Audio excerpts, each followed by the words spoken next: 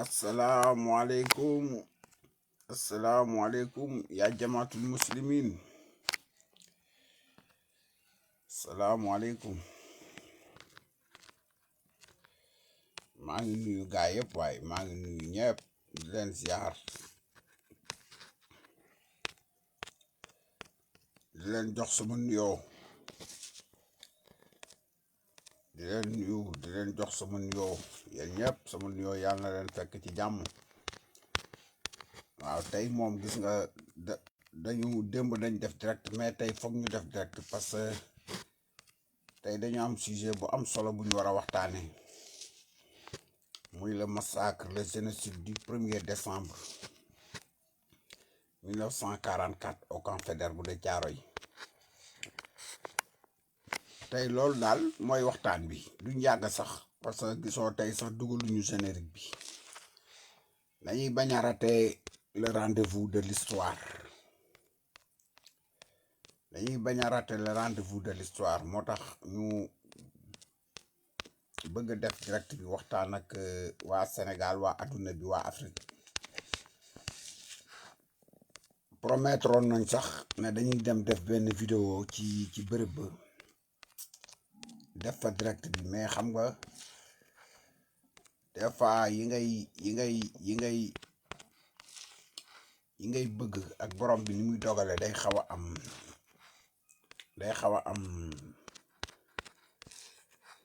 a am tembo buñ ko mënee waxe noonu mooy des fois da ngay bëgg a def lii leneen ñëw dal sa kaw comme li dal tey ci dëkk bi démb ak tey le 30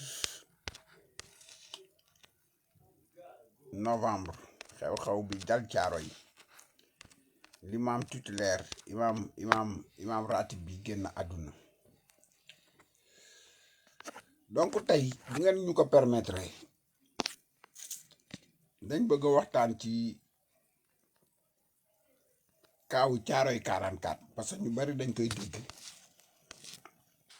xam nga comme tubaab yee ñu colonisé bu fekkoon ko ca Barma ñu colonisé kon tey ñu bari dinañ mën a wax ci affaire bi ñëpp dégg ko xam ne lii nii la demee.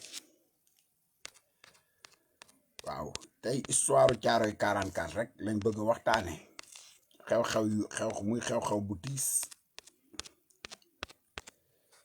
muy xew-xew bu tiis waaw muy xew-xew bu tiis xew-xew bu yéeme sax ñu bëgg ba la ñuy tàmbali waxtaan bi gars yi jot a dugg ñu partager vidéo yi dina ci am solo parce que waxtaanu Thiaroye 44 kullu kuy sénégalais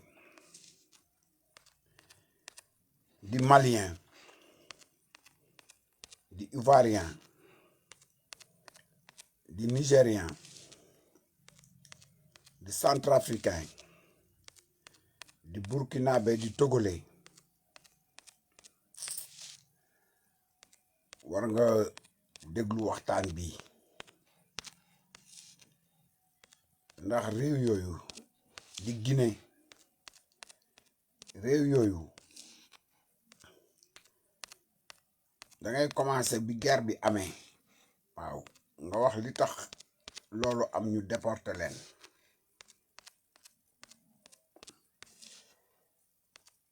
biñ leen déporté ba guerre bi am ak bi guerre bi jeexee yépp ñu waxtaan ci. kon donc gars yi tey maa ngi nuyu ñëpp tey dañuy waxtaan bëggoon naa nag bala ñuy tàmbali waxtaan bi comme d'habitude ñu def ñaan. waaw bëggoon naa bala ñuy tàmbali waxtaan bi daal comme d'habitude ñu def ñaan parce que comme ay jullit lañu loolu la yàlla dogal ma nekk comme ay jullit lañ ñu tàmbalee ñaan gars yi partagé leen vidéo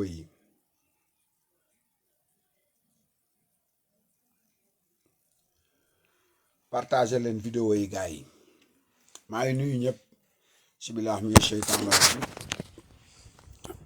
bismillahi rahmaani rahim alhamdulillahi rabbil alamin arrahmaani rahim maliki yawmi ddin iyyaka na'budu wa iyyaka nasta'in ihdina siratal mustaqim siraat allazina anamta alayhim xayri maxdoobi alayhim wala daalin amin.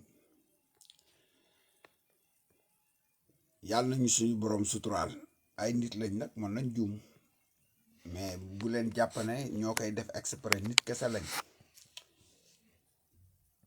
fas yéene nañ wax ci njekk ak teraanga ak sutura, parce que tey waxtaanu dimanche 1er décembre 2024 mën nañ ko tuddee le génocide de Thiaroye 44 du 1er décembre 1944 au camp Faidherbe de Thiaroye, ñu tuddee ko le massacre de 44. boobaak léegi am na 80 ans. 80 ans mooy juróom-ñett fukki at ci olof. ñoom soldaar yooyu dañu demoon ci guerre bi, mooy ni ñuy tudde ñaareelu guerre mondiale, ñu tudde que la deuxième guerre mondiale. La deuxième guerre mondiale mu ngi commencé 1939 jeex mois de mai 1945. mais ñoom avant guerre bi jeex démobiliser nañ leen ci front yi entre l'Allemagne, France la Hitler annexé woon, loolu ñëpp xam nañ ko. jël Italie, jël Pologne.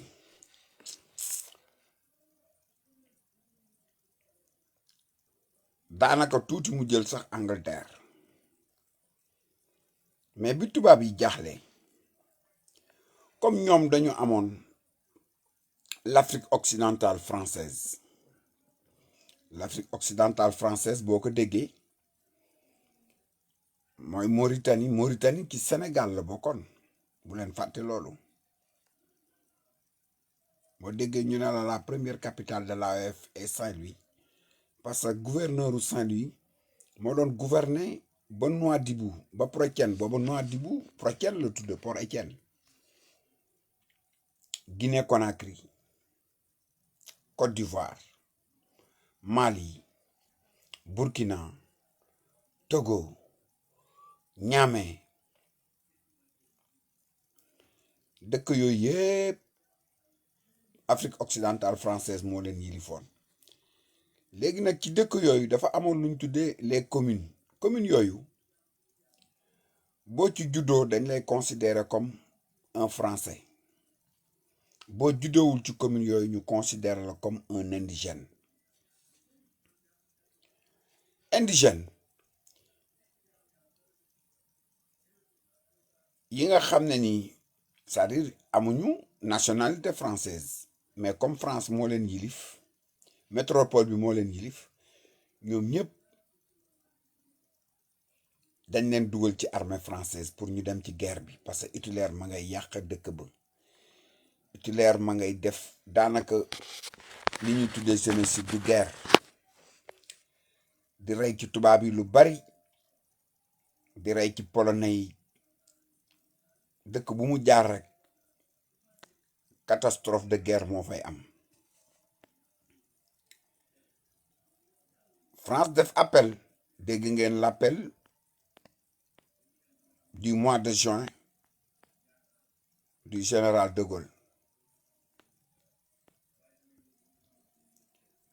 mu ne je demande à tous les Français partout où ils se trouvent de se tenir prêts à répondre par rapport à la riposte. loolu ñëpp dégg nañ ko, mu ngi defee discours bi en Angleterre. bi mu defee discours bi en Angleterre, ñu commencé mobiliser les Africains, Sénégalais, Maliens, Guinéens, Ivoiriens, Burkinabé, Togolais, Béninois, Nigériens, Centrafricains. ñu dem xeexali France. bi ñu xeexalee France ba yàlla defal leen ndam,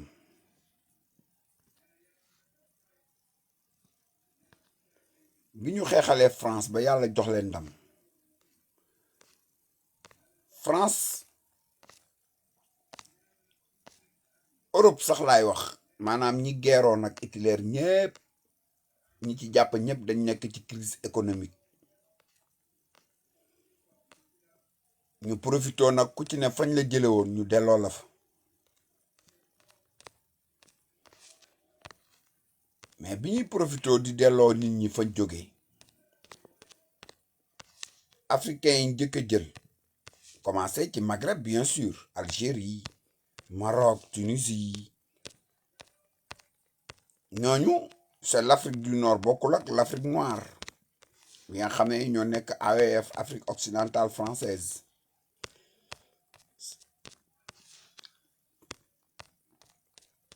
bi ñu defee loolu ñu ne nañ leen démobiliser delloo leen fañ dëkkoon parce que yoreel nañ leen li ñuy tudde ci armée pécuniaire maanaam ci olof ñu koy wax salaire ndàmpaay te ndàmpaay li jamono boobu dafay bari goo xam ne nii macha allah moom la ñuy wax naan jusqu'à présent la France war na def la réparation économique sur le plan financier ah ñu yeb leen ci bateau yi indi leen Sénégal comme wax naa ko léegi Saint-Louis moo ne woon capitale de l'AOF Dakar était une commune Gorée et Rufisque ñu ne nañ leen camper au camp Faidherbe de Thiaroye en attendant ñu trouver solution mais booba tubaab yi amuñu benn solution sur le plan financier booba ci àdduna bi économie bi fi stable c'est l'économie américaine parce que Amérique ñoom guerruñu dañu participer ci guerre bi te bi ñuy participer ci guerre bi seen dara yàquwul presque mais France lépp ma yàqu boo demee France ci ñi jàng guerre bi xam guerre bi dëgg buñ la koy nettali dañ lay wax ne la ci guerre bi yëpp 50 millions nit ñoo ci dee 50 millions nit yooyu ci dee ñu ne ci guerre bi yëpp amul benn saxaar bu mën a jóge France booba France 3 millions oto ñoo fa am mais 3 millions oto yi 300 000 rek ñoo ci mën a daw tali yi yàqu nañ pont yi yàqu nañ aéroport yi yàqu nañ port yi yàqu nañ maanaam infrastructure yu bari yu nekk en France ñu ko doon sauver ak guerre bi lépp dafa yàqu ay ville anéantie ay dëkk capitale yoo xam ne dañ koy Hitler da koy maasaale ñooñ nag biñ ñibbisee xam nga soldat bu dem guerre non seulement salaire am bi nga ko war a fay mais guerre bi chaque jour dafa am pécule buñ ko war a fay boo ko booleeg salaire am xam nga dafay bari ci jamono boobu le 1er décembre 1944 bi soldats yi laaj seen salaire seen pécule boo ko xaymaa woon tey da nga koy teg ci 300 000 exemple booba soldat bu dee war nga am 300 000 booba 300 000 tey mooy 100 millions ndàmpaay ñu rassembler leen kan Thiaroye ndekete les officiers de l'armée française et même des gouverneurs français et des plus hauts responsables politiques françaises de la République française joxe nañ ay ordres secrètement li ñu tuddee raison d'État. La définition de la raison d'État est de ne rien dire kenn du wax ñoom rek ñooy xam seen biir ñu ne nañ leen exécuter un matin du 1er décembre 1944 une nuit ça a commencé à l'aube ils les ont éliminés tous ces vaillants soldats nos vaillants grands-pères qu'ils étaient tous des Français parce que Ils ont combattu et battu même Hitler et gagné la guerre au nom de la France. Nos grands-pères méritent plus au nom de la liberté, au nom de la dignité humaine. Mais comme disent certains, on les a tous massacrés. Mais moi, personnellement, j'appelle ça un génocide. Parce que tous ces gens-là étaient des Africains. Et entre-temps, ils commençaient à communiquer et ils commençaient à se reconnaître que tel individu habite tel état, tel village, tel... Ils commençaient à communiquer entre eux. C'est des soldats. Donc le courant passe très rapidement dans la communication. Ce contingent ou cette compagnie, ou même si je pouvais le dire, ce régiment, parce qu'on peut l'appeler un régiment. J'ai regardé tout à l'heure la télévision France 24 qui disait que dans son journal, on nous présente, le journaliste nous présente comme quoi qu'il y a 35 morts. Le premier, regardez-moi ça, ça c'est du sabotage. Les gens parlent de 1500. 1500, ce n'est plus une compagnie dans l'armée. 1500, c'est un régiment. Et quand vous tuez 1500 personnes, on appelle ça un génocide. Ce n'est pas un massacre. Parce que ce sont tous des Africains.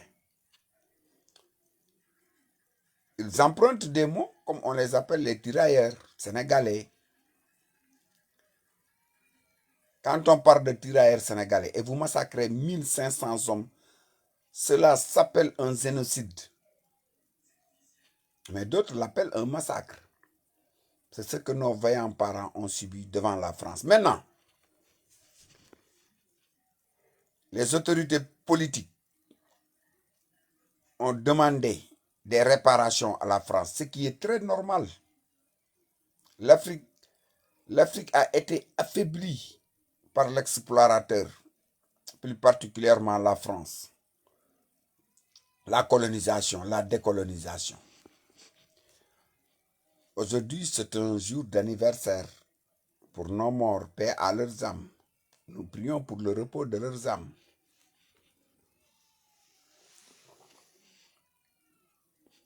Et aujourd'hui, si vous allez dans les archives au niveau de la France, dans les musées, au niveau de la France, si vous avez le pouvoir ou même les connaissances d'accéder dans ces documents secrets, le nombre sera bien défini et les gens connaîtront le nombre de soldats tués au camp Faidherbe de Thiaroye, qu'on appelle Thiaroye 44. Des cinéastes comme Ousmane Sembène a réalisé un film qui s'appelle Thiaroye 44. D'autres aussi ont écrit des livres qui s'appellent aussi le massacre de Thiaroye ou même on peut l'appeler Thiaroye 44. Mais aujourd'hui, leur petit-fils, arrière-petit-fils, vient à travers cette plateforme pour encore présenter mes condoléances à toutes ces familles des disparus.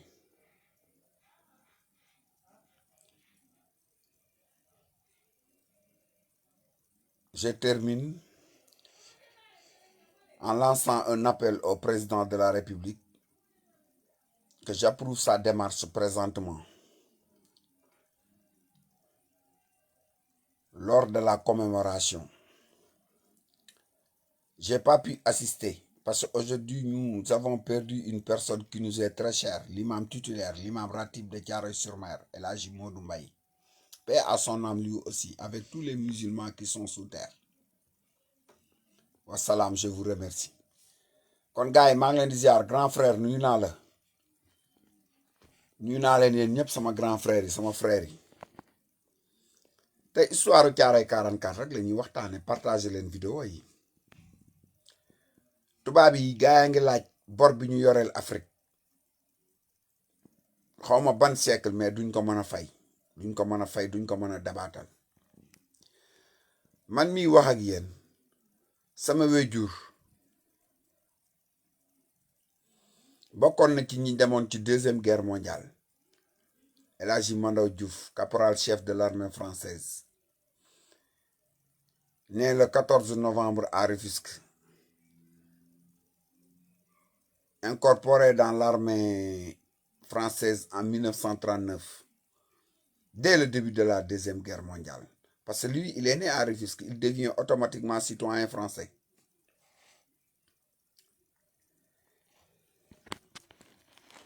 Un ami m'a raconté une histoire qui s'est passée lors de la Deuxième Guerre mondiale. Cette anecdote-là, c'est un ami qui me l'a raconté. Il me dit, lors de la Deuxième Guerre mondiale,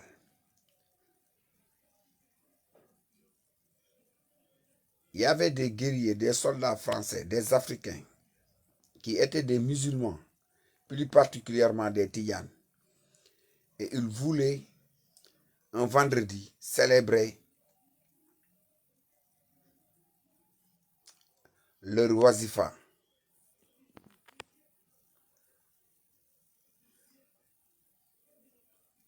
Cette wazifa s'appelle la présence des adeptes de la confrérie Tijania tous les vendredis et même les jours si vous avez le temps de le faire parce qu'ils étaient en temps de guerre. C'est lui-même l'ami qui me racontait ça. Il me disait que son papa est venu voir mon père El Hadji Mandaw Diouf pour lui dire de demander aux Français l'autorisation de tenir une séance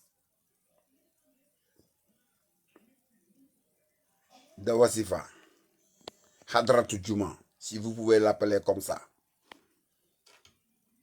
J'ai dit, ah bon? Il me dit, oui, c'est son papa qui lui a expliqué ça. Et ce jour-là, quand les vieux ont commencé à faire leur Wazifa, ils ont commencé à voir des choses positives par rapport à leur situation d'antan. Parce qu'une guerre, c'est pas une bataille. Je parle de guerre. Là où il y a des obus, il y a des fusils d'assaut, des chars de combat, des avions de combat, des avions de chasse. Pour quelqu'un qui connaît la guerre, ou bien quelqu'un à qui on a appris qu'est-ce que c'est que la guerre. C'était juste une parenthèse de faire ce témoignage-là à l'encontre de mon cher papa, paix à son âme. Que le bon Dieu l'accueille dans son paradis éternel avec tous les musulmans qui sont au-delà. Amin. Mais massacre bi li ci gën a yéeme mooy biñ leen massacré ba pare biñ leen reyee ba pare ñoom amuñu woon leen fuñ leen suul li waa ji wax naan sàccam ndënd yomb na mais fa nga koy tëggee jafe biñ leen reyee ba pare dañ bàyyi ba guddi gi ba ci guddi gi ñu jël benn emplacement mooy fii ñu ne mooy les cimetières de Thiaroye 44 ñu gas ba mu xóot suul leen noonu. Dans l'avenir peut-être un procureur de la CPI ou du tribunal international de La Haye peut donner l'autorisation pour que les gens puissent ouvrir ces tombes-là. Ça sera possible un jour où un procureur sénégalais autorise là les médecins légistes à déterrer ces corps-là pour voir dans quelle situation on les avait tués. Chaque année, il y a des anniversaires pour les soldats tués à Thiaroye, au camp Thiaroye, camp Faidherbe, qu'on appelle Thiaroye 44. Mais il reste la pratique. Il y a des discours éloquents, de très bons discours, de très bonnes paroles, Mais ce qui reste, c'est la pratique. Comment dédommager ces vaillants soldats. Comment revoir, ouvrir leur tombe pour voir dans quelles circonstances ils ont été massacrés. La science peut révéler ça. Ah gars yi mu ngi noonu jamono dina doxi xam-xam doxi kilifa amati sañ-sañ ba ñu war a mën tijji bàmmeel yooyu xool ñooñu nan lañ leen rey ak yan condition lañ leen rey ki laaj rek sa salaire ki laaj rek sa ndàmpaay. Mais tubaab yi suñu maam yooyu xam nga ay jàmbaar lañ, am na ñu ci sauvé am na ñu ci blessé, mais tubaab yi amuñu woon capacité ci jamono boobu après guerre bi man leen a fay xaalis. loolu mooy seen cuune, loolu mooy seen erreur. mënoon lañ leen doon maintenir camp Faidherbe bu Thiaroye di leen dundal di leen toppatoo di waxtaan ak ñoom et rengager leen comme des soldats africains venant de la guerre. toog en attendant seen économie bi stable. parce que France maa ngi leen koy wax 1000% de son économie dafa daanu. 1000% de son économie dafa daanu ci côté yépp,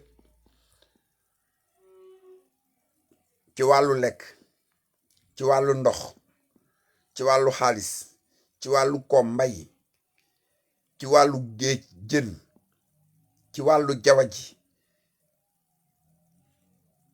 amul benn saxaar bu mënoon a jóge Paris dans la deuxième guerre mondiale dem Marseille wala nga dem Nantes wala nga dem Lyon. yoon yi dañ koy daggatee litre essence bu doon jar 1000 francs ñu ngi ko doon jaayee ci jamono boobu 10 000 francs ci biir guerre bi. nga xam ne nit ñi sonnoon nañ torop sax. donc France amuloon possibilité ci jamono boobu dédommager tirailleurs yooyu. mais boo demee dans les archives en France ñoom xam nañ ñaati tirailleurs lañ, bien vrai que c'est un dossier top secret dañ koy nëbb, xam nañ ñaati tirailleurs lañ massacré, xam nañ seeni famille, xam nañ fi ñu leen jëlee, xam nañ ñu leen war a dédommager. seeni njaboot a ngi fii. comme disait l'autre, la famille africaine machallah elle est large.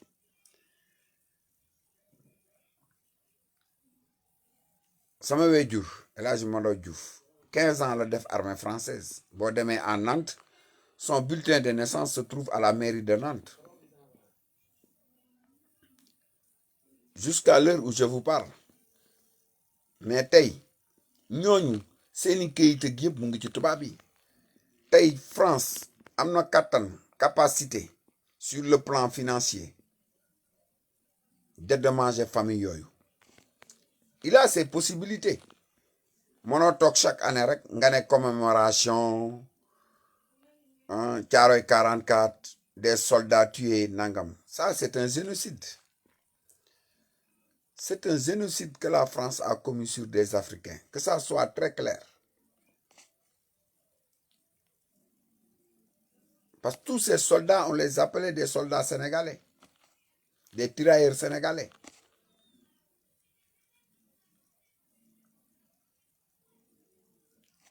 tey nag ñu ngi leen di rendre hommage. suñu borom nag bu fekkee dafay defar dafa am nu mu koy wonee jaamam yi. président Abdoulaye Wade bi mu ñëwee defar na place bu fa yàgg la. ñun fa lañ dëkk. mën naa ne foowe nañ fa ci suñu xale wala jaar nañ fa ci suñu xale. biñ gënee nekk xale sax da nga fa doon ragale jaar. tu avais peur parce que niñ la daan waxee ay soldats yu ñu rey lañ fii nangam ñu tegale leen maanaam les lavages mortuaires xam nga n'étaient pas respectés. sang niiw defar ko solal ko donc noonu lañ leen doon jale ci niñ ko doon raconter histoire. te effectivement noonu lay mën a demee parce que tubaab bi mënuñoo sang mënuñoo julee neew. moo tax ma ne génocide la, c'est un génocide. partagez leen vidéo yi. ñu ngi leen di remercier nag di leen ñaanal mon grand frère waaw ñu ngi lay ñaanal di la suturaal yéen ñëpp yàlla suturaal ñu ñun ñëpp tey dugaluñu sax générique bi parce que imam Modou Mbaye ñu ngi koy jaalewaat di ko rappeler yàlla na ko yàlla yokk leer ak mbooloo mu jullit dafa génn àdduna démb le 30 tey lañ ko denc le premier coïncidence boobu am moo waral président de la république bi muy ñëw caar fële cimetière Thiaroye 44 villageois yi bëri mënu woon dem parce que tey tout le monde ñëpp ak Thiaroye gépp ñu ngi woon ci enterrement bi kon ñu ngi koy jaale Thiaroye gépp di ko jaale umma islamique bi yëpp di ko jaale kilifa diine yëpp tarixa yëpp di ko jaale waa Mbayeen suñu dëkkandoo parce que moom suñu dëkkandoo la disponible loon ci ñëpp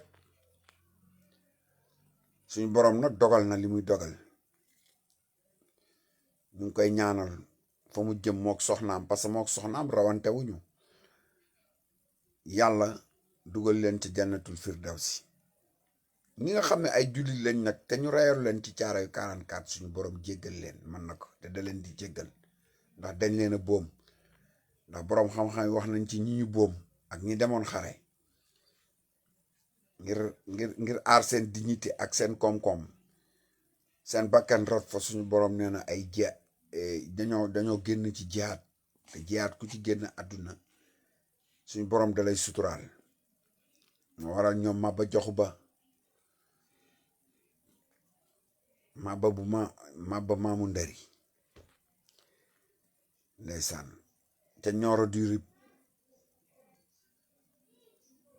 jihaad yàlla suturaal leen ba léegi ñu di leen tudd ñii tamit ba léegi ba keroog ñuy wal bufti dañ leen di tudd yàllaay doxale noonu kon ñu def ñaan fatiha salaatu ala nabi yàlla suturaal jullit yëpp ñi ne ci kaw suuf ak ñi ne ci biir suuf rawatina waa Thiaroye 44 le massacre du 1er décembre 1944 dans la deuxième guerre mondiale parce que la deuxième guerre mondiale n'est pas encore finie. La deuxième guerre mondiale a pris fin au mois de mai 1945 et le génocide a eu le 1er décembre 1944. Donc la France a très tôt compris qu'il n'avait pas les sous pour payer ses vaillants soldats. Donc il commençait à les ventiler d'un pays africain à un autre, de la Tunisie, du Maroc, ainsi de suite, ainsi de suite, ainsi de suite. Et des Sénégalais. Donc noonu la demee kon gars yi kontaan naa trop ci seetaan gi ngeen may seetaan ngeen partager vidéo yi te ngeen dem abonné ci Thiaroye sur Mer TV mu ngi ci YouTube ngeen seetaan vidéo yi foofu bari na yu ñu fa waxtaanee soxla seen suggestion aussi parce que nit lañ rek dañuy am yéene pour defar te plateforme yi système de communication la boo xam ne moo gën a gaaw nga dégganteeg nit wala nga weccantoog nit xalaat bu rafet parce que loolu moo ci ëpp njariñ kon donc grand yi ñu ngi leen di ziar ñu def fatiha salaatu ala nabi gisawaat ci jàmm ak salaam yàlla mën na ko yàlla ñu ko defal ansibillah mina sheytaan rajim bismillahi rahmaani rahim alhamdulillahi rabbil alamin arrahmaani rahim maliki yawmiddin iyyaka na'budu wa iyyaka nasta'in ihdina siratal mustaqim siratal lazina an'amta alayhim ghayril maghdubi alayhim wala daalin amin اللهم صل على سيدنا محمد فاتح لما أغلق الهاتم لما سبق ناصر الحق بالحق والهادي إلى صراطك المستقيم وعلى آله حق قدره ومقداره kon yàlla nañ yàlla defal sutura ñu bokk lépp on est ensemble ñoo far